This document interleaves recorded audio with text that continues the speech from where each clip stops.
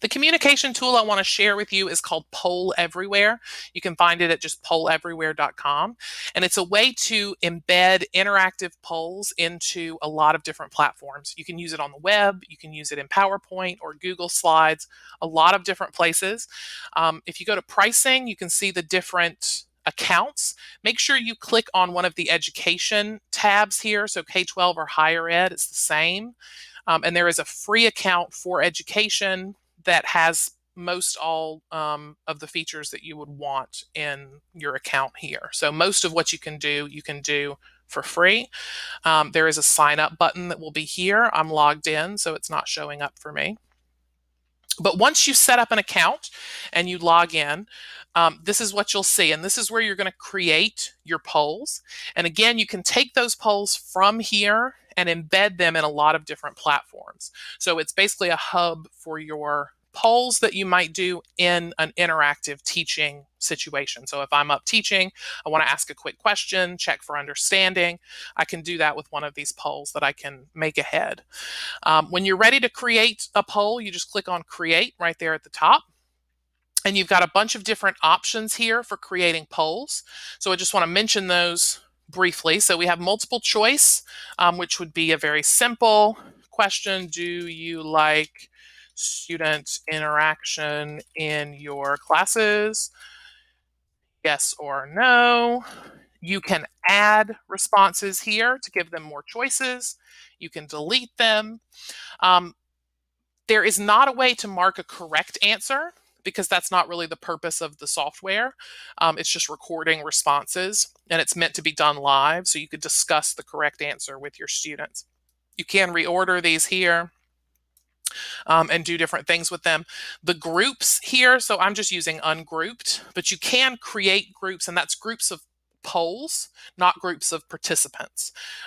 So I might, for example, make a Unit 1 group that would include all my polls that I want to use for a unit or for a novel or whatever. You can do that there. There's also this word cloud option. I personally wouldn't use this with my students because it is anonymous and they can type whatever they want. But especially if you're working with adults, you could ask a question and have them respond with a word. And it'll create a cool little word cloud. So that's kind of nice if you're working with teachers, for example, or you're working with adults. There's a Q&A. You can ask questions and they'll respond with their answers to the question. Rank order.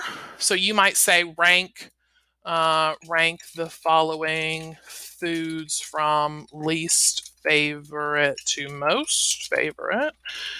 And then you could put, tacos, pizza, whatever, milk. I'm just making stuff up. So you can mix those up, right? And then they would rank them and submit their response there, and you could create that. You can use a clickable image. So these are really cool. I like this a lot. There are some that are built in, as you can see here. You can also upload any kind of image that you want to use. So like I'm going to click on this map of the United States, and I'm going to say identify Mississippi on the following map.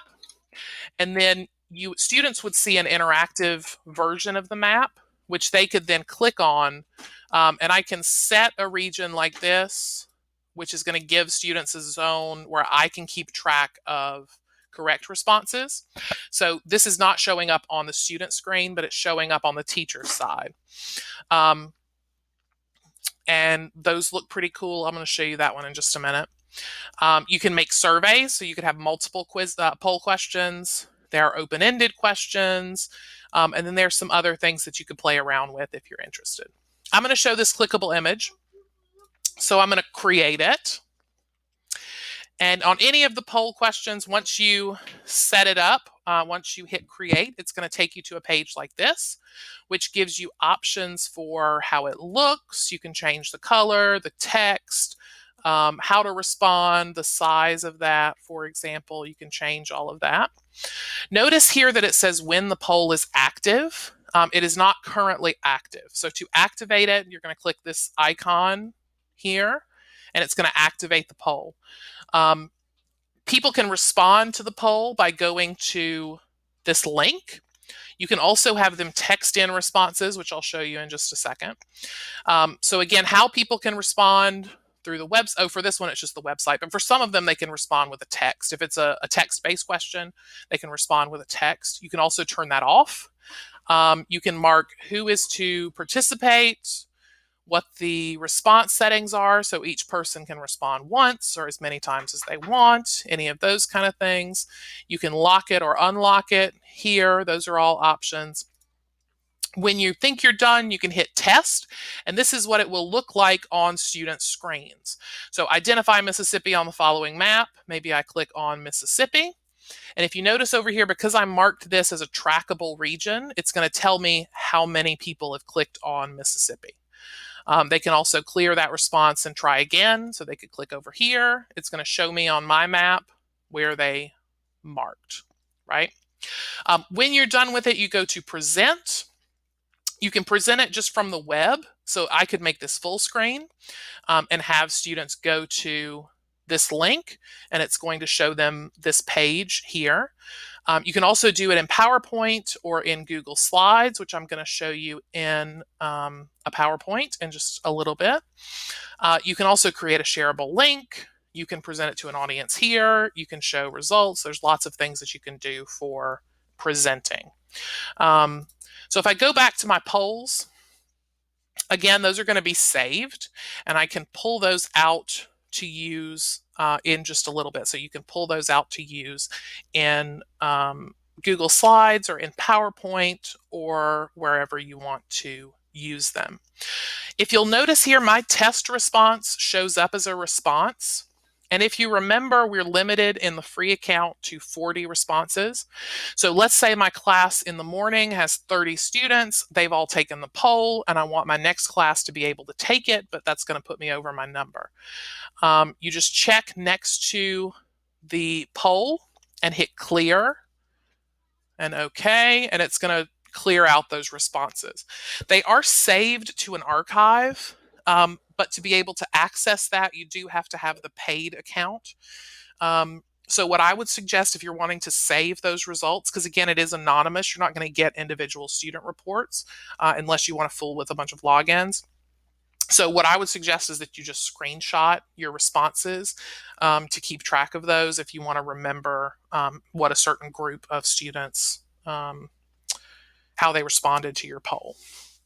But you can clear those out. So you could use, when it says 40 is your limit, that's not total, that's just in one session. So you can clear those out and use them there. Again, I can create groups. So let's say I want to put these two into a group. I can name it IT 648.